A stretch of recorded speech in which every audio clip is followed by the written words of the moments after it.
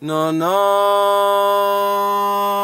no, no, no, no, no, no, no, no, no,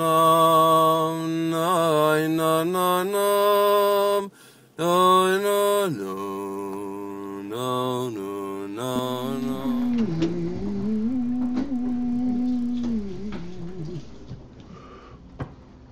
Ready? All right. We are now in a very rich Indian.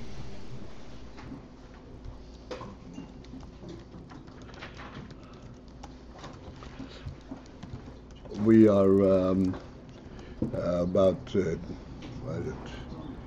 8 lines from the bottom on page Yud Beis. Line starts with word Harei Yad Kvar Nocha Bim Koima.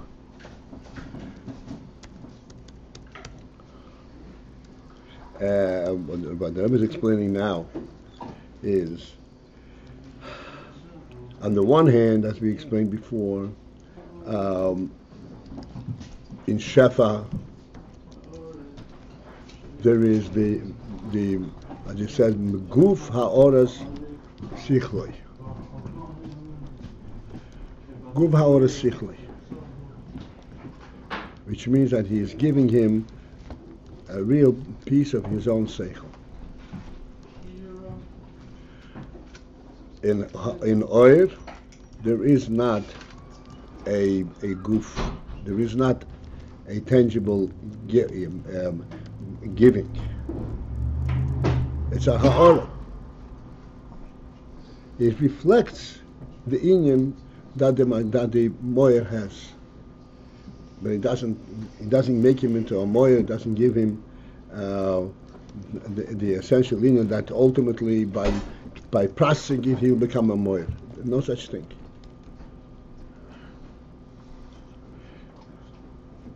On the other hand, however, there's a very important maila, yishri maila, in Oyer over Shefa, and that is the best way to describe it is that the Oyer is dovug behamoyer. So we first now started the singing dovug behamoyer. It is connected, stuck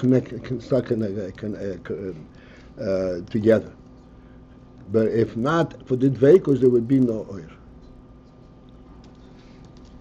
Whereas in the Shefa, he gives him he gives this element that he gives, and that it can function, it can be present in absentia, in separate from the giver.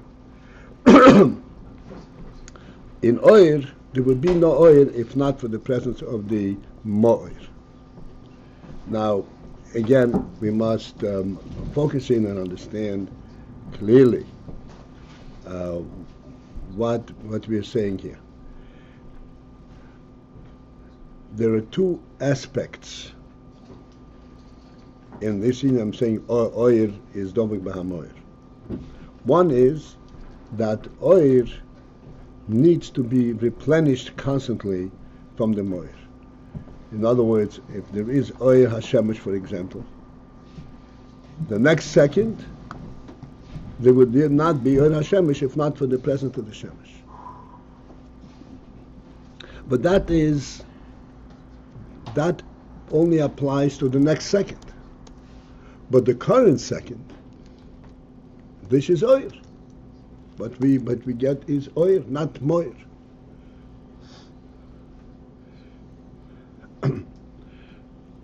The point that we are making, however, is, and this is very subtle, and we need really to put, so to speak, our thinking cap, that no, in this very second when there is Oyer, it is representative of Moyer, not of Oyer.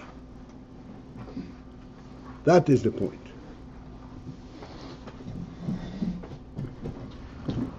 So that's the point, and not what? And not that. I missed the not. Not part. in just a replenishment. The continuum.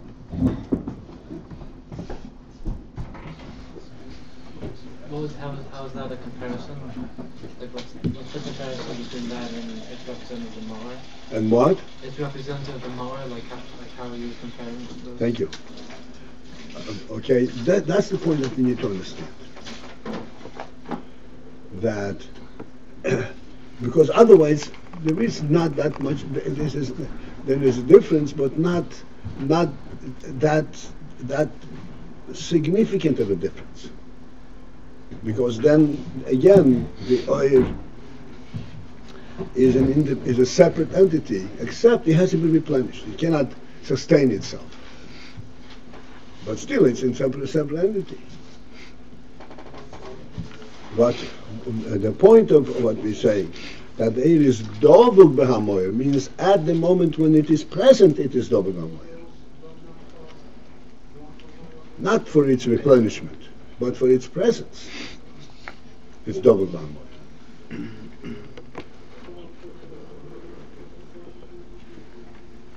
And that is not that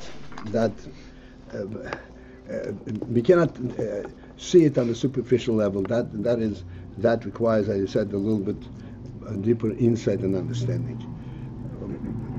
To us, this is nothing new, really, because we're discussing it all the time. We're saying that the Oir Hashemesh, for example, that travels millions of miles and ultimately hits the earth, and then it reverberates from the object of the earth and hits the eye, and that's how I see. This is a mitzias of oil. It's described as energy, not even as oil. Light energy.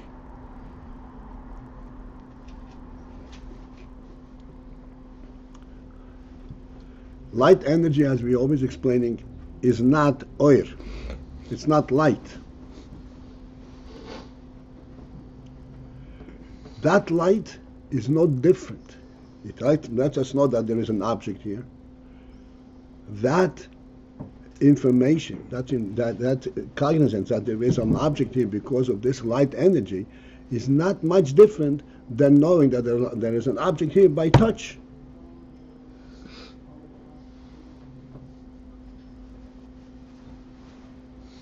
It's not much different. It doesn't change the perspective.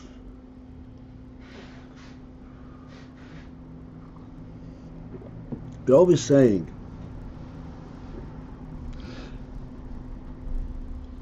going back to the first day of creation, that initially the world was choshech al pnei zayim. And we understand that it is choshech. Why is it choshech? Because the world, essentially, the worldly creation is the tangibility, the tangible object. There's no point of seeing it. Its whole presence consists in the fact that it has a tangibility. What's the point of seeing it? There's nothing to see. What will you see? You see that there is something tangible. So what are you accomplished by seeing?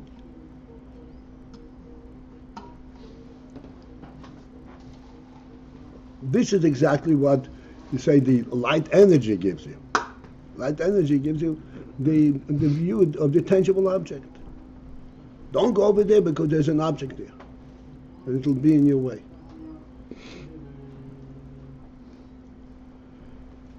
What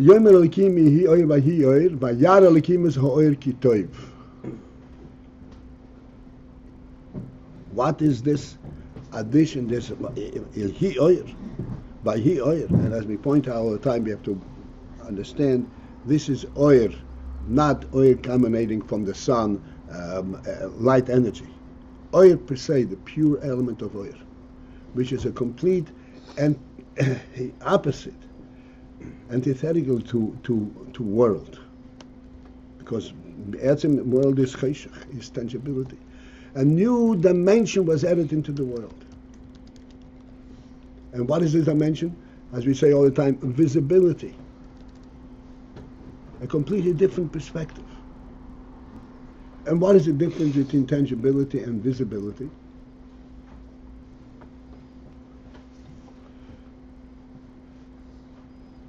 Intangibility, to put it as simple as possible, each object is tangible on its own.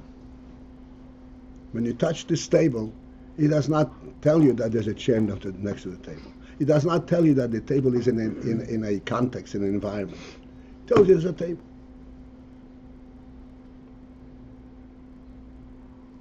Visibility is just the opposite. Visibility is to see the table. I said this is the same thing as tangibility. You're seeing a tangible object. Visible means that you see the entire environment, see the entire context. What is the reality circumstance? That's visibility. Seeing means seeing, you could see details, but the focus of the detail is how the detail is part of a greater reality. That's the inyan from visibility. And we always point out it's important to understand this visibility element is exclusively a human quality. Only a human being appreciates your visibility because he has seichel. What is seichel? Seichel is the ability, is this special gift of seeing truth, not just existence. What is the background? What is the meaning of this? That's seichel. And we always point out that once, Baruch Hashem, that there is visibility. Let me finish this. What is so toiv about oir? It's a completely different environment. It's not that it makes things visible and you won't stumble on a rock. It's a new gift. It's toiv. What is toiv? Toiv means that there is now a sense of godliness, a sense of truth in the world. Otherwise, the world is just the mitzias of world, without a moyer, without a truth.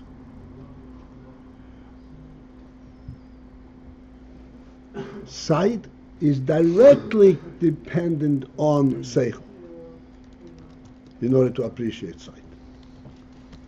And you always point out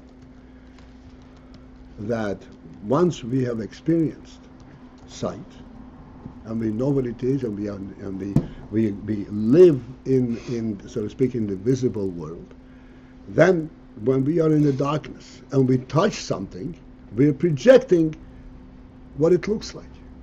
We're projecting its visibility. An animal, havdil, when it's in light and it sees an object, what does it see? It projects its tangibility, not its visibility. It means nothing to it. Animal always will relate only to the tangible element, whether it sees it or it touches it. A human being will should only relate to the visible object element, whether he sees it or he touches it.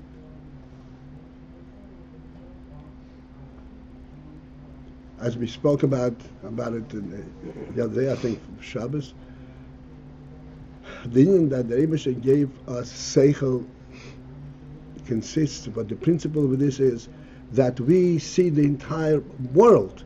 Our reality is from a seichel perspective, not from a physical perspective. Only that which makes sense, that's real.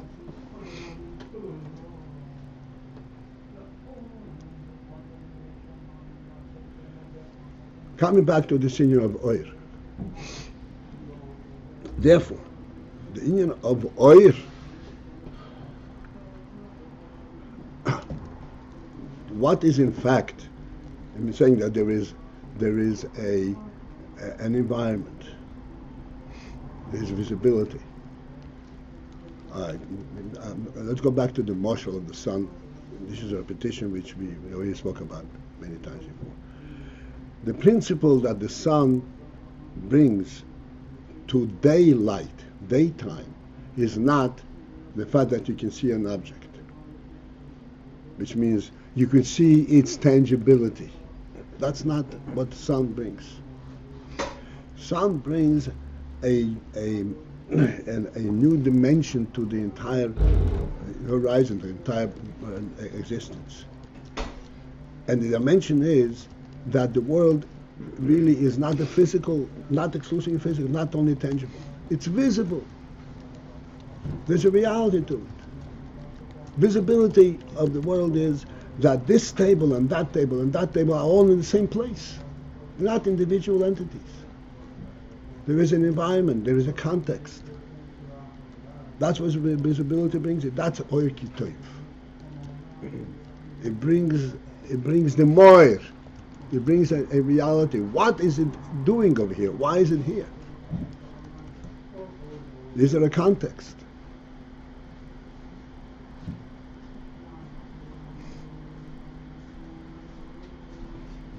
So in the moshel from the sun is a mamish, a physical light, but nevertheless there is an enormous significance, and its significance is that the sun, the daylight, is a moshel for Ruchnis light. Like in everything else, the Gemara says, I'm going off and I hope I don't lose you. The Gemara says, to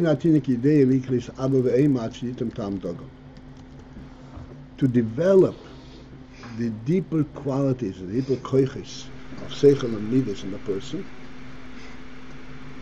in our world, since the neshama is in the guf, it has to be triggered through some kind of physical experience. But since that he is a human being and he is a seichel, so he responds to it from a higher perspective. Oh, yeah, I realize it. But something, the trigger has to be something of a similar kind in the physical arena. So Atinik he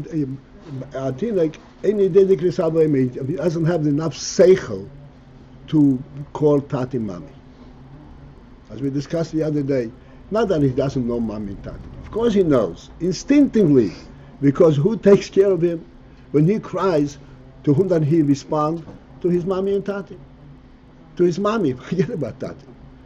Because she takes care of him in such a way that he feels comfortable. That's instinct. But the idea to know, to have it, so to speak, in a seichel perspective, this is Tati, this is Mami, that does not happen at that stage. For that you need real seichel. What's meant real seichel? You need a sense that there is a seichel reality. That reality is based on seichel, based on truth, not untangible experience. That you need seichel. And in order to experience that seichel, to be in touch with his own seichel, which is there from the nefesh, but to be in touch with that seichel, to be mamsheh that seichel, there has to be this kind of a physical experience, tam dogon.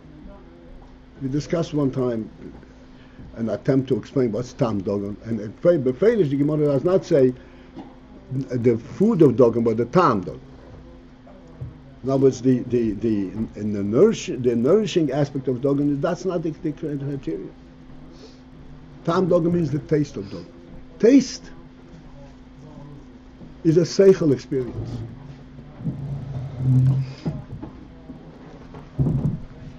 I don't know of any dog who refused to eat something because it lacked salt.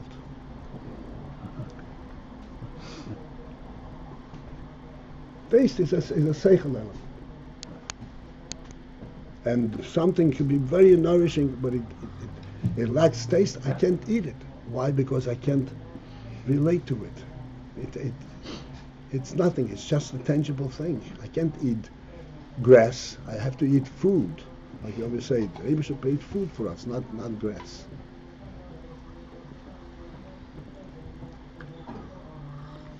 So this is this Tom Dagon. This was a mashal for. One second. So the Gemara says the seichel response is triggered by tam dogon. Let's try and focus in what's tam dogon. What's dogon different than apples? The principle of dogon is just like water. Water has no taste, and yet water is the most satisfying thing there is in terms of liquid. Something has taste, you have a limit how much you can take of it. After a while, you get tired of it because it's arousing a certain quality, and you have a certain limit to that quality. Water is not a certain quality. Water is the reality of life itself. There's no limit to the acceptability of water. The similar thing is in dogon. Dogon does not have any kind of excessive taste. What is the taste of dogon? A sense of health, a sense of reality. And that triggers the seichel, oh, there is reality. As a result of that, he says, hey, this is real, this is tati, this is mat. Nothing to do with experience. Nothing to do with the fact that mommy comes and responds to me when I cry. That's not seichel.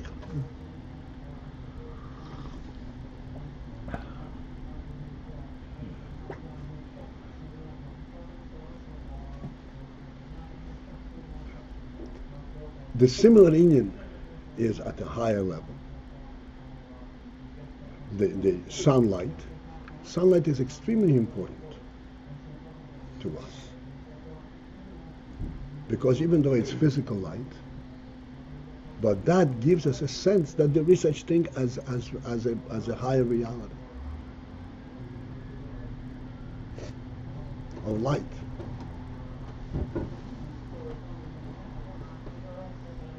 And we point out for simple things, like the whole principle of property ownership.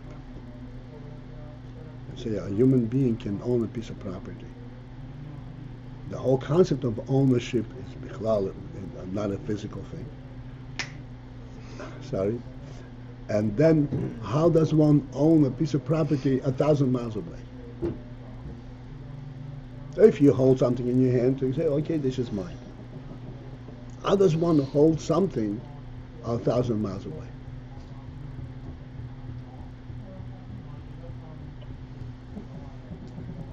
It is the light element that tells you 1,000 miles away it's on the same earth.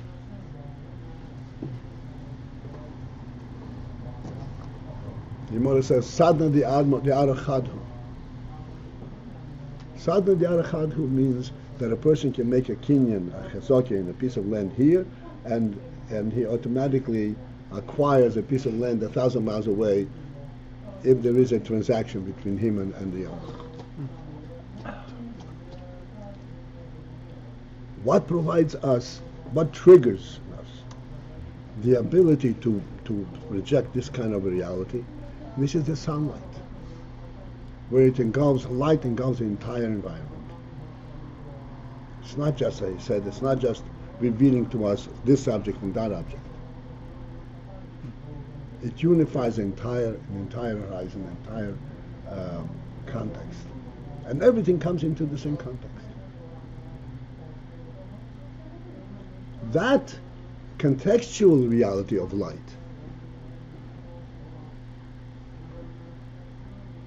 is due to the fact that this light is unified through its moir, through its source. Because if not for the source, the light here and the light here are two different lights. The energy element is the same, it's two different lights. You see the object and I see the object. The energy that reverberates from the object to my eye and the energy that reverberates from the object to your eye are two different pieces of energy. We're not seeing the same object.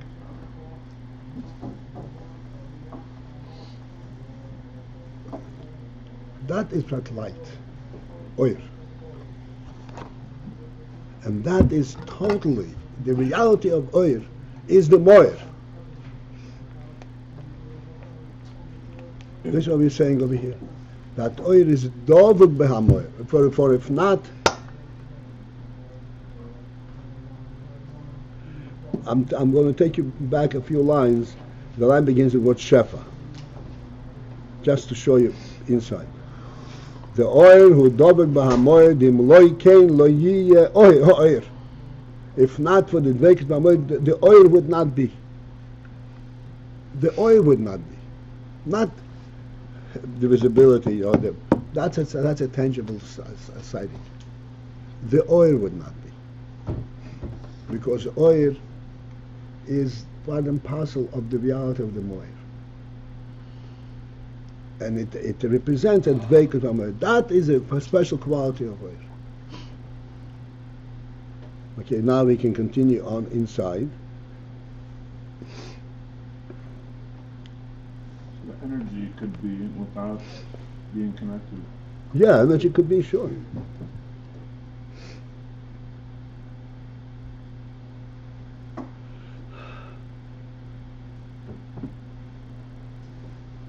Okay, so the line begins, Harei hayad kvar nocha bim koimo. This was the first mashal, to show that in Shefa, the Shefa is a separate entity, that when you throw a rock, the rock flies, you put your koyach into the rock flies, and the hand that threw it is no longer involved in throwing it. So the rock is flying up because the hand is throwing it, it's flying because the hand put its koyach into the rock. B'chein b'hashpos ha'seichel. The same is true in hashpos ha'seichel. Harei, so there, kasher ha'hashpo nitvos b'hamkabel, when the hashpo was finally grasped in the makabel, harei hi nivdeles mehamashpiyah, then it becomes separate from the mashpiyah.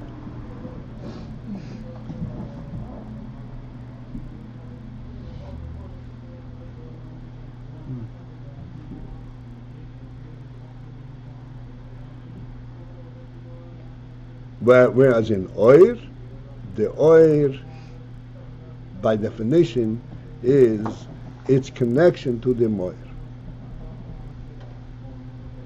and it does not have any other presence.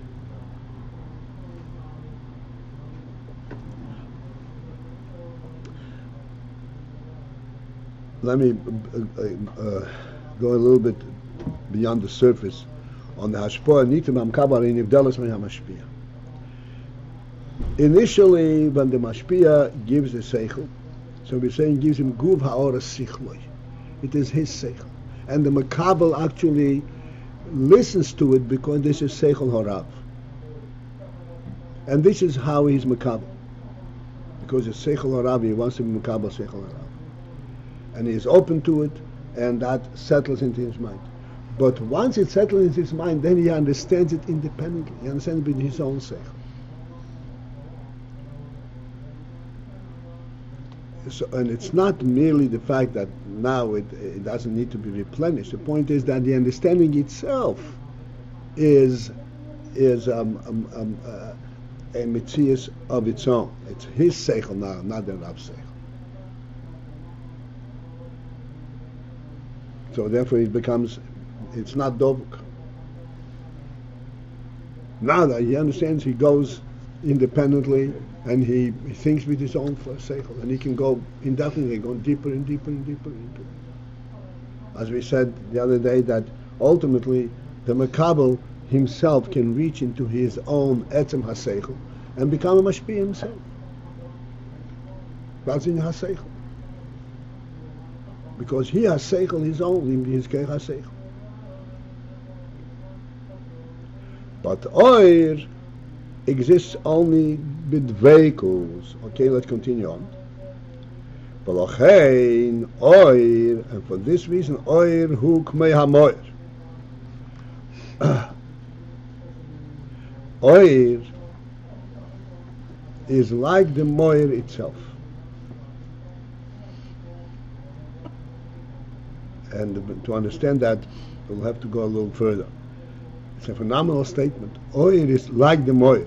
Essentially what this says is that just as the inyan of the oir, the level of truth of the oir as it is to the moir, that's the level of truth in the oir as it is outside of the moir.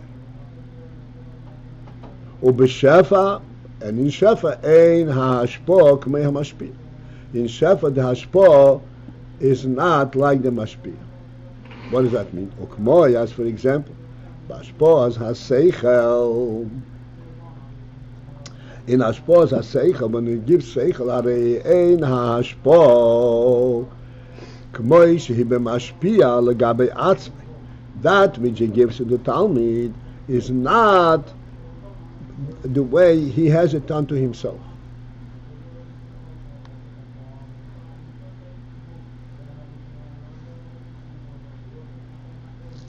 Lefi, because she'ein ha'ashpah b'bchinas dveikus mamash b'hamashpia. Because the hashpah is not in true connection to the mashpia, liyos k'moy ho'etzem, so that it should be like the etzem itself. Hashpah is when the mashpia realizes something that he can give, which is not the way he sees it, he has it himself. By himself he has the hashpah, the seichel, because he understands, because he sees its truth.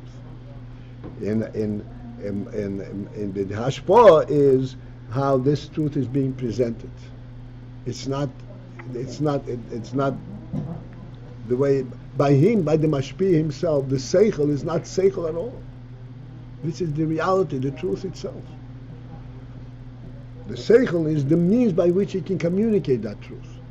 It's not the way it is by him. Because the shefa, even though it is giving his seichel, but it's not b'dveikus mamosh b'mashpia. What means it's not the dveikus mamosh b'hamashpia. The seichel is truly his seichel, and reflective of the madreg, of the etzem of the mashpia. But once it becomes a seichel, which means it becomes it comes into kelim, a means by which to transmit it, it's no longer that same thing. Like we give the mashal in a physical arena, that when somebody, a common mashal is if you want to describe the experience of seeing the Niagara Falls, no matter how well you'll describe it, it's not the same as you see it yourself. Because when you saw it and you were impressed by it, it was not that you were impressed by the seichel. For example, there's 5 million gallons of water flowing through every minute. That's not what you were experiencing. You were experiencing the actual flow of the water itself. To describe it, you have to describe it in certain terms. So it's not the same thing at all. It's not your experience per se. And that's the way the seichel is. Seichel is not mamash dovik, even though, why are you talking about it? Because you experience it, because you're touched by it, you really see its significance. Nevertheless, what you are transmitting is a completely different thing. That's the way it is in seichel. We have to interrupt. There's much more to say about it. Okay, have a good day. Shacharis. Hi. What's your name? Brian got better. Brian? Yeah. What? Got better. Got better. The Beis is today at 11 o'clock. So we're all getting better. Hi.